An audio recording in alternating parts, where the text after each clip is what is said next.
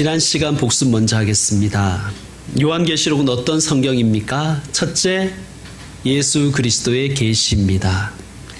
계시라는 것은 열어서 보여준다는 의미라고 말씀드렸죠. 그러므로 계시록을 통해서 우리는 누구를 만나야 되는가? 예수 그리스도를 만나야 된다고 말씀드렸습니다. 누구를 사랑해야 됩니까? 예수 그리스도를 사랑해야 합니다. 누구를 의지하고 누구를 소망해야 됩니까? 예수님을 의지하고 예수님을 소망하셔야 합니다. 두 번째, 요한계시록은 예언의 말씀이라고 말씀드렸습니다. 예언이란 뭘까요? 예언은 단순히 미래의 일을 미리 말씀하는 것만이 아니라 예언이라는 것은 구약에 나오는 선지자들, 예언자들이 선포한 메시지가 예언이라고 말씀드렸습니다. 예언은 그러므로 이렇게 정리할 수 있다고 말씀드렸습니다. 창조주이시고 이스라엘의 구원자이신 하나님께서 하나님을 배반하고 떠난 죄범한 이스라엘의 죄를 심판하시고, 그런데 그 심판으로 끝내지 않으시고 이스라엘을 새 이스라엘로 회복시키신다는 하나님의 뜻과 계획을 선포하는 것이 예언이라고 말씀드렸습니다. 그러므로 이 예언자들의 예언은 출애굽의 이야기로부터 또 미래의 이야기까지 과거와 현재와 미래가 모두 같이 있는 그런 말씀이라고 말씀드렸습니다. 세 번째, 오늘은 요한계시록이라는 성경이 가지는 세 번째 특징을 먼저 살펴보려고 합니다. 요한계시록은 편지입니다. 뭐라고요? 편지입니다. 오늘 본문은 이렇게 시작되지요. 4절, 요한은 아시아에 있는 7 교회에 편지하노니. 아멘. 여러분, 이 말씀을 그대로 믿으셔야 됩니다. 어떤 신흥 종파는 편지한다는 말을 비유라고 생각하는 거예요. 빙자라고 생각하는 거예요. 실제로는 편지하지 않았다고 얘기합니다. 뭐가 그렇게 복잡합니까? 제가 지난 시간에 말씀드렸지만 요한계시록은 쉽게 접근해야 된다고 말씀드렸습니다. 너무 심오해야 된다는 강박관념을 버리고 있는 그대로 일단은 읽으려고 노력을 해야 돼요. 자, 예수님께서 부활의 주님, 그 사도 요한이 그토록 사랑했던, 자신의 표현대로 하면 가장 사랑하시는 제자를 찾아오셔서 부활의 주님이 편지하라고 했다면 편지하지 않았겠습니까? 요한이 부활의 예수님이, 스승이신 예수님, 요한을 가장 사랑했던 예수님이 요한에게 나타나셔서 아시아에 있는 7 교회에 편지하거라 했으면 편지 안 했을까요? 순종했을까요? 안 했을까요? 당연히 순종했겠지요. 그러니까 너무 심오하게만 들어가려고 하지 말고 일단 요한계시록을 있는 그대로 읽어가시면 되겠습니다. 자, 편지이기 때문에 편지의 형식을 취하고 있습니다. 발신자가 누구예요? 사도 요한. 수신자는 누구입니까? 1차 수신자는 아시아에 있는 7 교회. 요한이 관할하는 교회입니다. 요한이 관할하는 교회. 사도 요한이 자신이 관할하는 7 교회 교인들에게 보낸 편지이며 동시에 오늘날 성령께서 지금 이곳에 존재하는 교회와 우리에게 주시는 말씀입니다. 여러분, 이 모든 것은 성경 그렇게 읽으셔야 되지 않겠습니까? 1차 수신자를 인정하고 그리고 그 1차 수신자에게 주신 말씀은 오늘날 성령께서 나에게도 동일하게 주시는 말씀, 내 가정과 내 교회에도 동일하게 주시는 말씀으로 받고 적용하는 것이 성경을 바르게 읽어가는 것입니다. 계시록뿐만이 아니지요. 아브라함과 모세와 다윗에게 말씀하신 그 말씀을 오늘날 나에게도 주시는 말씀이라고 받고 읽는 것이 바른 성경 독서법입니다. 비단 이것은 성경 독서법만이 아니라 모든 책을 읽을 때 그렇게 읽어가야 됩니다. 자, 요한 사도와 아시아의 교회, 아시아의 7 교회가 처한 상황이 있어요. 자, 요한계시록은 AD 약 90년에서 100년 사이에 쓰여졌다고 우리는 봅니다. 이것은 이단들도 인정하는 거예요.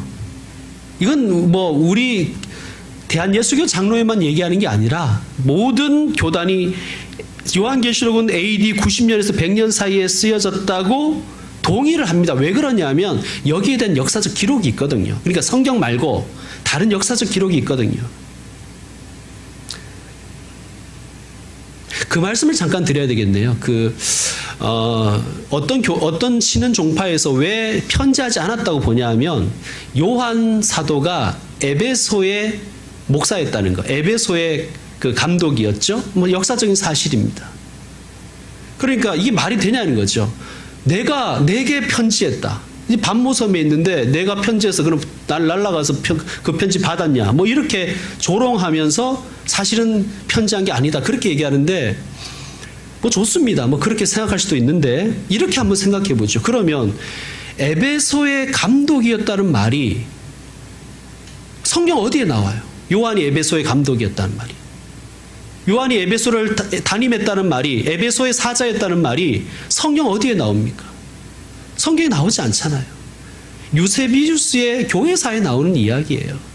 그럼 그들이 유세비우스의 교회사를 읽었을까? 저는 역사를 전공했거든요. 교회사를 전공하고 일반 대학에서 일반 역사를 전공했습니다. 아마 안 읽었을 것입니다. 그걸 읽어보면 그렇게 주장할 수가 없어요. 그러니까 성경 제일 무서운 사람, 그러니까 성경책을 안 읽는 사람도 좀 문제지만 제일 무서운 사람이 누구냐 하면 성경만 읽는다고 하는 사람이에요. 그렇지 않습니까? 한 권만 읽는 사람이 제일 무섭잖아요. 에베소의 감독이었다는 얘기가 성경에 안 나와요. 성경대로 믿는다고 하면서.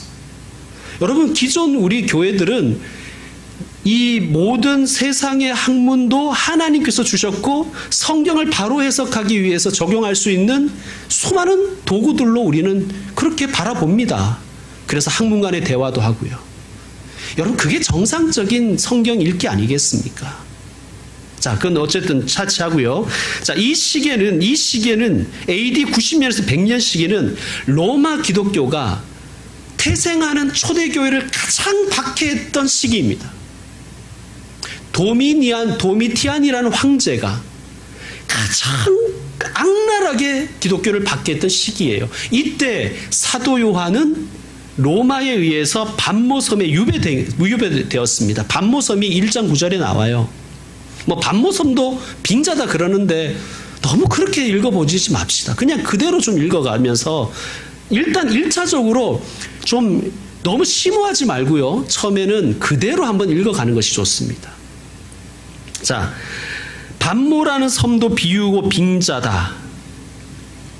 제가 왜 이런 말씀을 좀 드리냐면 우리 성도들이 좀 예방주사를 맞았으면 좋겠다는 뜻이에요. 왜냐하면 신은 종교들이 종파들이 많이 쓰는 단어들이 있거든요. 비유, 모략, 비유, 풀이, 뭐 빙자 이런 단어들을 일반 교회에서는 잘 쓰진 않잖아요. 어쩌다 한 번씩 우리가 성경에서 읽기도 하고 쓰기도 하지만 모략 뭐 이런 말 잘 안 쓰잖아요. 그죠? 예, 그러니까 미리 한번 이런 단어들을 제가 말씀드림으로써 혹시 밖에서 이런 얘기를 들었을 때 1차적으로 조금은 예방주사를 놓아드리기 위해서 말씀드리는 것입니다. 자, 성경을 성경으로 풀려고 너무 강박관념 가지지 마시고 일단 본문의 맥락대로 쭉 한번 읽어가시면 좋겠습니다. 자, 반모라는 섬에 유배된 요한이 고난 가운데 있는 교인들에게 편지 보낸 거예요. 왜? 어렵고 힘들어도 믿음 버리지 말고 견고하게 예수님 붙들고 지키라고. 그러므로 이것은 목회서신입니다. 목회서신이요. 자, 그렇다면 이게 편지라는 것을 우리가 인정한다면 요한 사도와 요한이 관할하던 교회 사이, 교인 사이에는 역사적 사건들이 공유하는 것들이 있었을 것이고 함께 공유하는 언어적 특징이 있었을 것이 아니겠습니까? 우리 그것을 인정해야 됩니다. 예를 들면 이런 것이죠. 어떤 어머니가 군대에 간 아들에게 편지를 보냈다고 우리가 가정해 보십시다. 그러면 그 어머니와 그 아들 사이에는 20년의 가정사와 추억과 자신들이 공유하는 언어적 습성이 있겠지요. 물론 누구나 다 읽으면 이해할 만한 내용도 있겠지만 그 내용 중에는 그 가정을 알아야만 이해할 수 있는 그러한 단어들과 표현들도 있을 것입니다. 그런데 그런 것들 그 가정사를 다 깡그리 무시해버리고 그냥 읽는 사람의 입장에서 그냥 읽어버리면 그건 아전인수지요.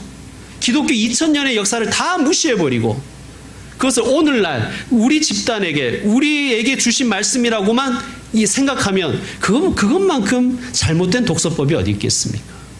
여러분 보통 한국에서 고등교육을 받았으면 이 정도 독서는 누구나 다 할 수 있는 것 아니겠습니까? 마찬가지로 사도 요한과 아시아에 있는 7교회 사이에는 공유하는 역사가 있었어요. 고유한 언어적 특성들이 있었다고 봐야 됩니다. 대표적인 것이 666 같은 것이죠. 666. 666을 요한과 그 아시아의 7교회가 함께 공유할 수 있는 언어적 코드로 읽지 않고 뭐 바코드다, 베리칩이다 라고 해버리면 이렇게 생각하시면 그냥 간단합니다. 이렇게 생각하시면 돼요.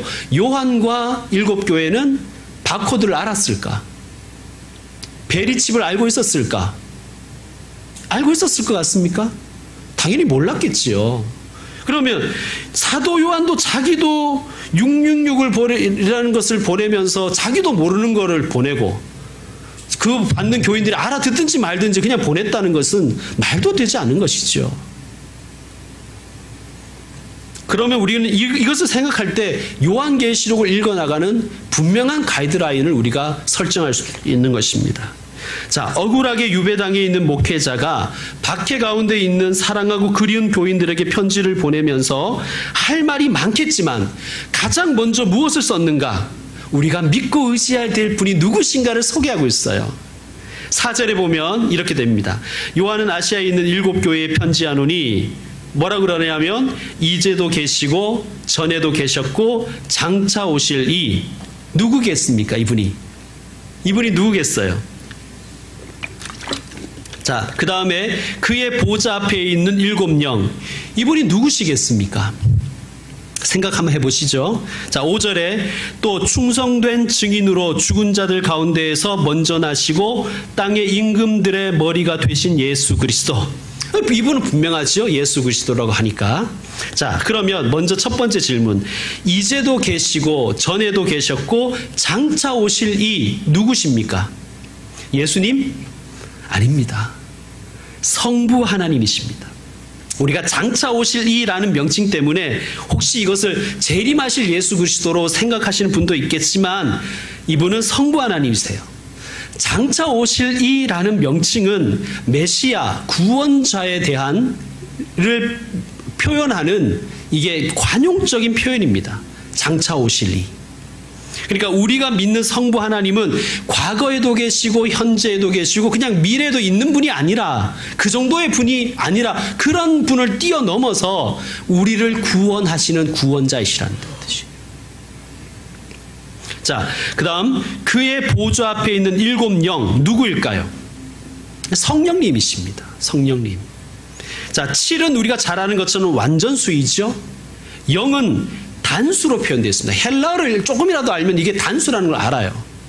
이게 영들이 아니에요. 영들. 7 영들이라고 해석해서 7 사역자들, 7 천사들 이렇게 해석해버리면 이거는 헬라어의 기본을 모르는 거예요. 자, 7 영들이라고 하지 않고 7 영이라고 했던 것을 명심해야 됩니다. 자, 7 영이란 누구신가? 이분이 완전하신 영, 성령님을 의미하는 것입니다. 자, 우리 말씀 한 곳 찾아보겠습니다. 구약 성경의 이사야 11장 2절입니다. 이사야서 11장 2절.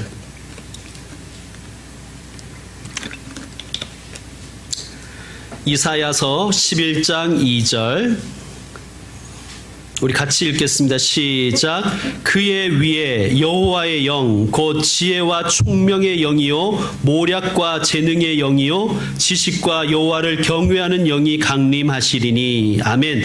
자, 구약 성경에서 성령님의 속성을 밝히고 있어요. 첫째, 여호와의 영이시고, 둘째 지혜의 영이시고, 셋째 총명의 영이시고, 넷째 모략의 영이시고. 모략이라고 하니까 이 거짓말로 생각하시면 안 되고, 영어로 읽으면 카운슬입니다. 상담하시는 분이라시라는 거예요. 자, 모략의 영이시고, 다섯째 재능의 영이시고, 여섯째 지식의 영이시고, 일곱째 여호와를 경외하는 영이시다. 이게 성령님의 7가지 완전하신 특성을 말씀하시는 거예요. 물론 이제 이 7 영에 대한 여러 가지 증거들이 더 많습니다. 뭐 등잔, 뭐 이런 것으로 쭉 7 등잔, 그걸 설명할 수 있는데, 어쨌든 가장 명확하게 설명하고 있는 것이 이 구절입니다. 자, 이런 속성을 가지신 성령님을 요한계시록에서 요한 사도는 7 영이라고 표시한 거예요. 표현한 거예요. 7 영. 알아들었을까요? 못 알아들었을까요? 알아들었습니다. 다시 말하지만 7 영은 단수입니다. 7 영들이 아니에요. 7 사역자들이라고 해석하면 성경을 완전히 왜곡해버리는 것입니다. 거기에서부터 이상하게 적용이 되는 거예요. 7 사역자들 이래가지고. 자, 그 다음에 예수 그리스도에 대해서 뭐라고 소개합니까? 첫째는 충성된 증인이시다. 누구의 증인이실까요? 성부 하나님의 충성된 증인이시라는 거예요. 자, 두 번째, 죽은 자들 가운데서 먼저 나시고. 여기서 먼저 나신다는 것을 잘 이해해야 됩니다. 이게 먼저 나셨다니까 아들이 4명 있는데 그 중에 장남이다 이런 뜻이 아니라, 순서로서의 퍼스트가 아니라 주권으로서의 첫째예요. 이런 성경의 표현이 있죠. 죽은 자들의 부활의 첫 열매가 되신 예수님. 이런 표현이 있잖아요. 부활의 첫 열매. 그런 뜻입니다. 즉 이건 무슨 뜻이냐? 죽은 자들의 절대 주권자. 부활의 첫 열매 되신 예수 그리스도. 그러니까 첫이라는 것은 헬라의 아주 특수한 용법인데, 최고의 통치자를 가리킬 때 하는 단어입니다. 그러니까 예수님이 죽은 자들에게도 최고의 통치자라는 거예요. 여러분, 그러므로 순교한 분들에게 이게 얼마나 소망이 되겠습니까? 내 가족 중에 누가 순교했어요? 죽은 자들 가운데서 먼저 나신 분이 예수님이시다 소개하는 거예요. 그 다음에 땅의 임금들의 머리가 되신, 왕들의 머리, King of Kings. 여러분, 땅의 임금들이 누구일까요? 여기에 로마의 황제가 들어갈까요? 안 들어갈까요? 들어갑니다. 그러니까 땅의 임금들 중에 가운데도 임금님이신 예수님, 요한이 이렇게 표현했을 때 7 교회는 알아들었을 것입니다. 아, 이게 어떤 말인지, 어떤 메시지인지 알아들었을 것입니다. 이런 뜻이겠죠. 이 세상은 땅의 임금들이 주관하는 것처럼 보이지만 아니다. 하나님의 충성된 증인이시요, 죽은 자들을 다스리시는 절대 주권자이시며 땅의 왕들의 왕이신 예수님께서 다스리고 계신다는 것을 증거하는 거예요. 그러므로 사랑하는 형제 자매들아, 흔들리지 말라, 소망을 잃지 말아라 권면하는 것입니다. 성부, 성자, 성령, 성삼위일체 하나님은 우리 신앙의 핵심입니다. 삼위일체 하나님을 교리적 논쟁으로 접근하면 안 돼요. 거기서부터 많은 문제가 발생합니다. 여러분, 제가 물어보겠습니다. 기독교는 체험의 신앙이었겠습니까? 처음에 기독교가 생길 때 체험의 종교였겠어요? 아니면 교리의 종교였겠어요? 그러니까 교리가 먼저 있고 우리의 신앙이 있었을까요? 아니면 체험이 먼저 있고 신앙이 생겼을까요? 교리가 생겼을까요? 우리는 체험의 신앙입니다. 자, 성경은 하나님을 경험한 사람들의 고백입니다.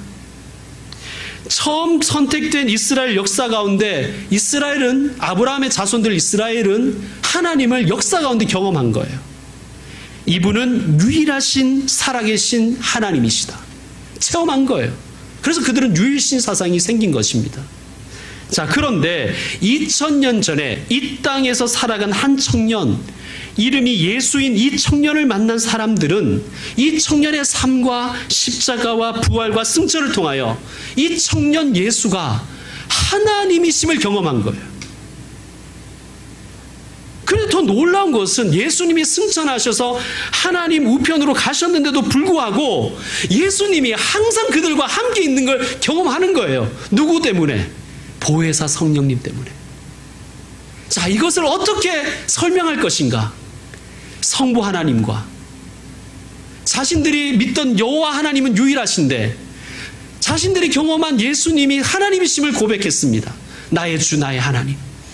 그리고 그분이 분명히 떠나셨는데도 불구하고 언제나 그들과 함께 계심을 느끼는 거예요. 근데 생각해보니 예수님이 떠나시기 전에 이렇게 말씀하셨거든요. 보혜사 성령님을 너희에게 보내줄 것이다. 그 말씀을 듣고 그들의 신앙을 역추적해 가는 거예요. 그리고 거기에서 나온 것이 삼위일체 교리입니다. 정리해야 되잖아요.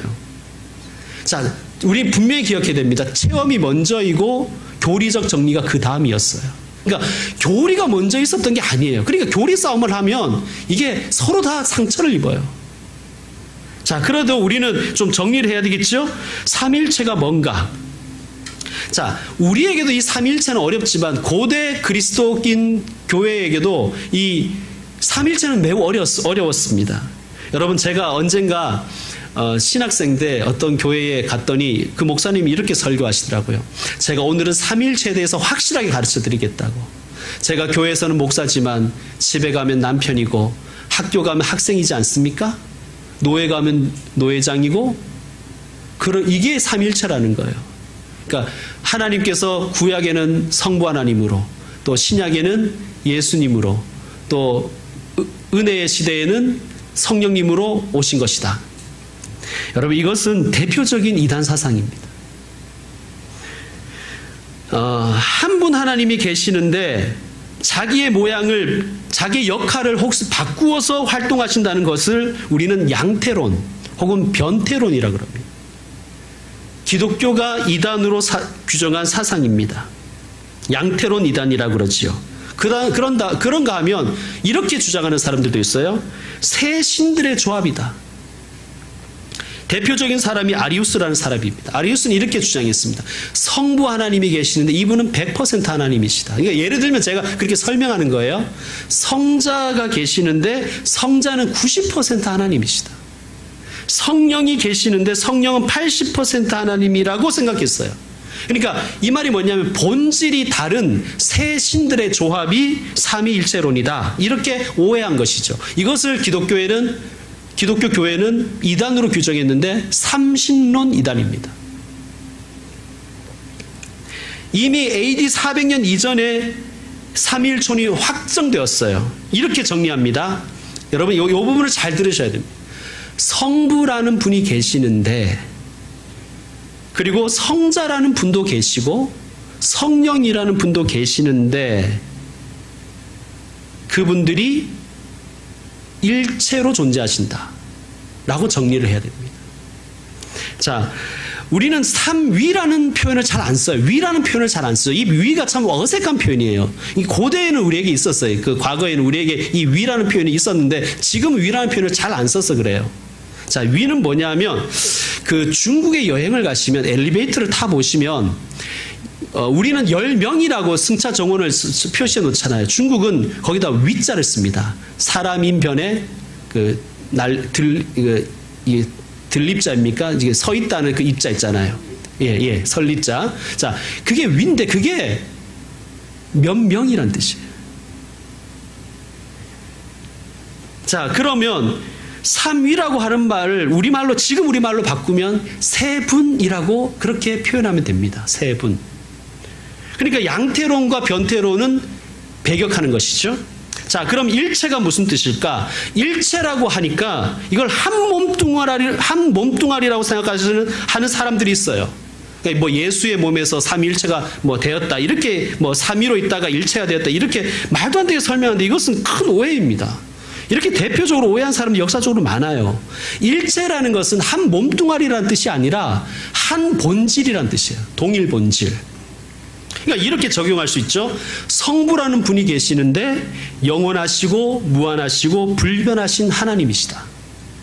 성자라고 하는 분이 계시는데 그분도 영원하시고 무한하시고 불변하시는 하나님이시다. 성령이라고 하시는 분이 계시는데 그분도 영원하시고 무한하시고 불변하신 하나님이시다. 그러니까 일체라는 말은 뭐냐 하면 영원하시고 무한하시고 불변하시다는 점에서 동일하다는 뜻이에요. 몸뚱아리가 하나라는 얘기가 아니라요. 그러니까 자꾸 그렇게 생각하면 몸은 하나인데 머리가 세 개인가? 괴물이 되는 거죠. 여러분 비유를 하시면 안 돼요. 그냥 이 단어 그대로 이해하셔야 돼요. 삼위일체로 존재하시는 거예요. 하나님께서. 이것을 언제 결정했냐면 니케아 공의회에서 그러니까 400년 전에 그러니까 AD 400년 전에 이미 결정을 한 거예요. 이게. 자, 따라서 우리가 섬기는 하나님은 실제로 성부라는 분, 성자라는 분, 성령이라는 분이 계셔요. 그런데 이 성부라고 하는 분, 성자라고 하는 분, 성령이라고 하는 분은 본질이 다르지 않고 동일하십니다.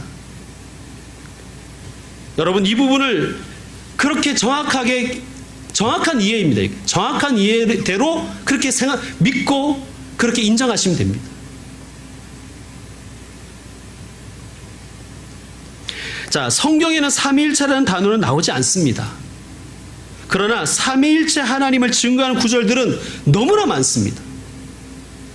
대표적인 말씀 한 가지만 찾아봅시다. 마가복음 1장 9절에서 11절. 마가복음 1장 찾아보시기 바랍니다.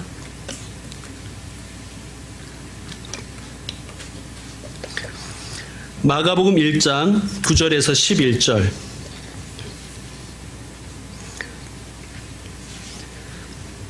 그때 예수께서 갈릴리 나사렛으로부터 와서 요단강에서 요한에게 세례를 받으시고 곧 물에서 올라오실새 하늘이 갈라짐과 성령이 비둘기같이 자기에게 내려오심을 보시더니 하늘로부터 소리가 나기를 너는 내 사랑하는 아들이라 내가 너를 기뻐하노라 하시니라. 아멘.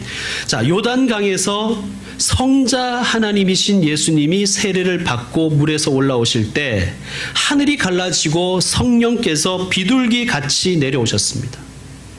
그리고 하늘로부터 이런 소리가 들리는 거예요. 너는 내 사랑하는 아들이라 내가 너를 기뻐하노라. 내가 기뻐하노라. 누구의 소리입니까? 성부 하나님의 말씀입니다. 이렇게 아버지 하나님과 성자 예수님 그리고 성령님께서는 함께 깊은 사랑의 교제 가운데서 한 시간 안에 한 공간 속에 함께 계실 수 있는 분들이세요. 삼위일체 하나님이십니다. 이제 말씀 마무리하겠습니다. 요한계시록을 편지라고 말씀드렸습니다. 믿으십시오. 실제로 편지했습니다. 편지를 쓴 이유와 목적은 5절 중반에 있어요. 뭐냐 하면 이것입니다. 은혜와 평강이 너희에게 있기를 원하노라. 은혜와 평강이 너희에게 있기를 원하노라. 이게 이 편지를 쓴 사도 요한의 간절한 마음이에요. 하나님의 마음이고 예수님의 마음이고 성령님의 마음이고 그 삼일체 하나님이 오늘날 우리에게도 주시는 간절한 마음입니다. 무엇이 우리에게 있기를 원하셔요? 그분들이 은혜와 평강이 있기를 원하시는 거예요. 누가? 삼일체 하나님께서. 당시에 박해받던 그 당시 시대에는 은혜는 황제가 준다고 생각했어요. 황제에게 은혜를 빌었어요. 그러니까 얼마나 이게 놀라운, 이게 정치적인 언어이고 이게 얼마나 놀라운 말씀입니까? 황제가 주는 은혜를 사모하지 말고 성삼위일체 하나님 주시는 그 은혜를 사모하라는 거예요. 내가 너희에게 하나님 은혜가 있기를 원한다. 자, 평강. 세상이 주는 평강 있지요? 있지 않습니까? 돈이 주는 평강도 있잖아요. 그런데 누가 주는 평강을 사모하라고요? 성삼위일체 하나님 주시는 평강을 사모하라는 거예요. 천지를 창조하신 전능하신 성부 하나님과 이 땅 가운데 오셔서 우리 인생의 연약함과 피곤함과 가난과 공고를 모두 채울하신 성자 예수님과 우리의 심령이 고독하고 낙심될 때 우리 심령 가장 깊은 곳까지 통달하시는 성령님, 이 삼일체 하나님으로부터 말미암는 은혜와 평강이 하나님은 우리에게 있기를 원하십니다. 요한계시록을 우리에게 주시는 목적입니다. 마지막으로 한 가지만 생각해 보겠습니다. 은혜와 평강, 저는 이 순서도 매우 중요하다고 생각합니다. 여러분, 평강이 뭐냐면 평강 우리 교회 이름이지요. 평강은 육신의 건강과 마음의 평안과 또 인간관계에서의 평화가 모두 이루어진 상태입니다. 너무너무 좋지요? 우리가 원하는 것 아닙니까? 우리만 원하겠습니까? 세상 사람들도 원하지요? 그런데 뭐가 먼저라는 거예요? 하나님의 은혜가 먼저라는 거예요. 은혜가 있어야 평강이 완전해집니다. 그럼 우리가 간절히 바라고 기도해야 되는 건 뭡니까? 먼저 우리가 구할 것은 하나님의 은혜입니다. 하나님의 은혜가 부어지면 하나님의 평강이 우리에게 온전히 이루어질 줄로 믿습니다. 사랑하는 성도 여러분, 한 주간 동안 삼위일체 하나님의 은혜와 평강이 저와 여러분을 지배하기를 주의 이름으로 축원드립니다. 기도하겠습니다. 성삼위일체 하나님을 믿습니다. 성삼위일체 하나님의 은혜와 평강을 사모합니다. 황제가 주는 은혜, 세상이 주는 평강이 아니라 성삼위일체 하나님으로부터 말미암는 은혜와 평강을 소망합니다. 천지를 창조하신 하나님, 이 땅 가운데 오셔서 우리의 인생을 그 인생의 연약함과 피곤함과 가난과 공고를 채울하신 성자 예수님, 그리고 우리의 심령이 고독하고 낙심될 때 우리의 심령 가장 깊은 곳까지 통달하시는 성령님, 오 삼위일체 하나님, 우리에게 은혜와 평강을 베풀어 주시옵소서. 우리 가정에 하나님의 은혜와 평강을 베풀어 주시옵소서. 이 땅의 교회들에게 하나님의 은혜와 평강을 베풀어 주시옵소서. 예수님의 이름으로 기도드립니다. 아멘. 이제 결단의 찬양을 드리는 시간입니다. 우리 다 같이 일어나서 주보에 있는 찬양입니다. 오직 예수 뿌리네. 하나님께 드리겠습니다.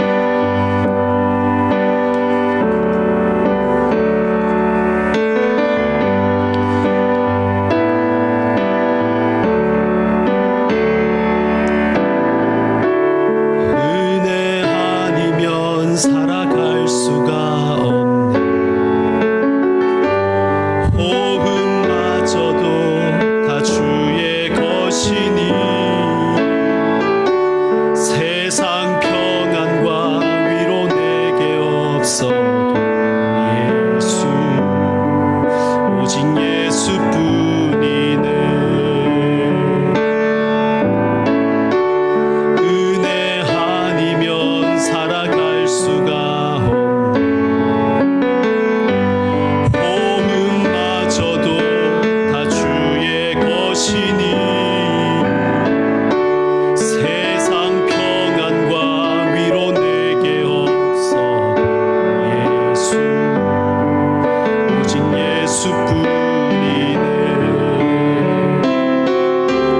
크신 계획 다 볼 수도 없고 작은 고난에 지쳐도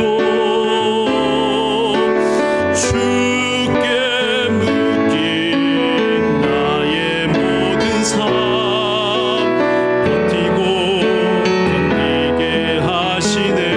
크신 계획 다 볼 수도 없고 크신 계획 다 볼 수도 없고 작은 고난에 지쳐도 주께 묶인 나의 모든 삶 버티고 견디게 하시네. 은혜 아니면 살아갈 수가 없네. 나의 모든 것 다 주께 맡기니 참된 평안과 위로 내게 주신 주 예수, 오직 예수뿐이네.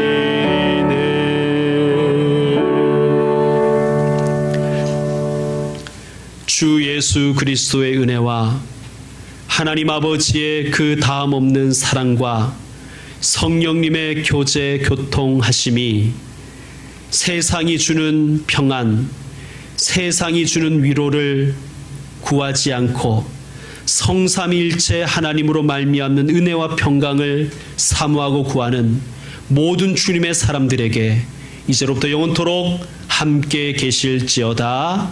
아멘.